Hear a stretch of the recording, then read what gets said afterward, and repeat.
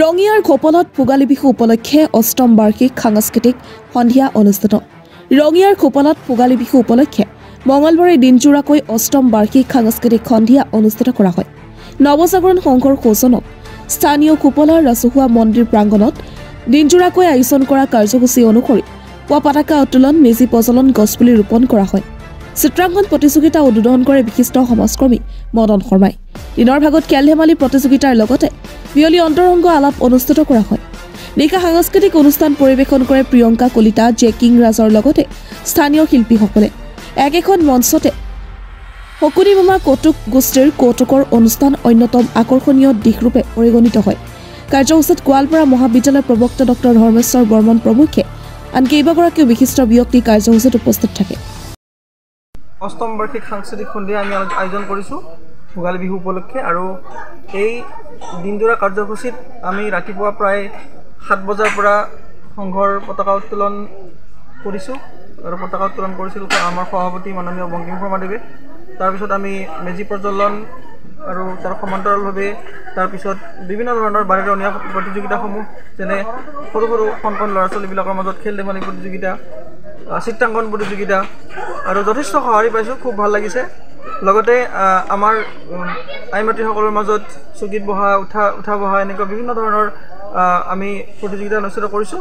আৰু সেই খেল ধেমালি প্ৰতিযোগিতাৰ পিছত আমি এতিয়া আধুনিক নৃত্য প্ৰতিযোগিতা 6 বজাৰ লগে লগে ইয়াতে অনুষ্ঠিত কৰিম।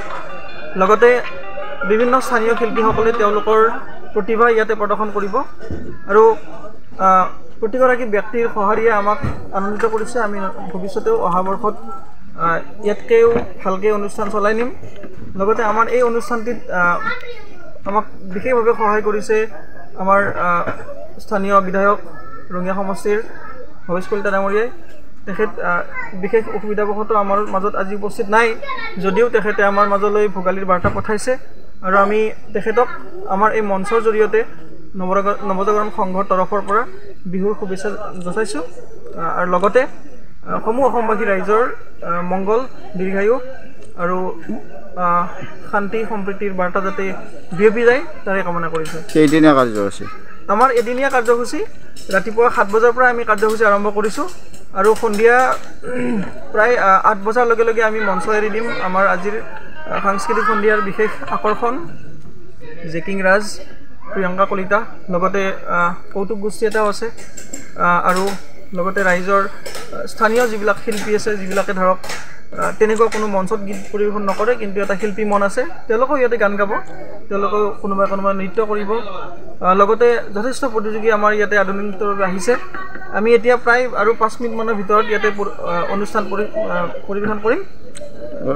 ৰাইজৰ পৰা কেনেকুৱা ধৰণৰ সহায় সহযোগ পাইছে? আমাৰ মূলতঃ এই অনুষ্ঠানটো পতাৰ উদ্দেশ্য আছিল যে আমাৰ এই পিছপৰা অঞ্চলৰ যাতে যিবিলাক সমস্যা, সেই সমস্যাবিলাকক যাতে আমি সমাধানৰ এটা পথ উলিয়াব পাৰোঁ। আৰু আমি দেখিছোঁ যোৱা 8 বছৰত যি অনুষ্ঠান, সেই অনুষ্ঠানে আমাক যথেষ্টখিনি ভাল ফল দিছে। আমি বিশেষকৈ আমাৰ বিধায়ক দিগন্ত বাইহাটা চাৰিআলিৰ পৰা Jadumoni Sharma report, ANI live. খবৰ মানেই এনি লাইভ 24x7 আৰু এনি লাইভ ডিজিটেল। যিকোনো খবৰৰ বাবে যোগাযোগ কৰক 9387734920 আমাৰ এই নম্বৰত।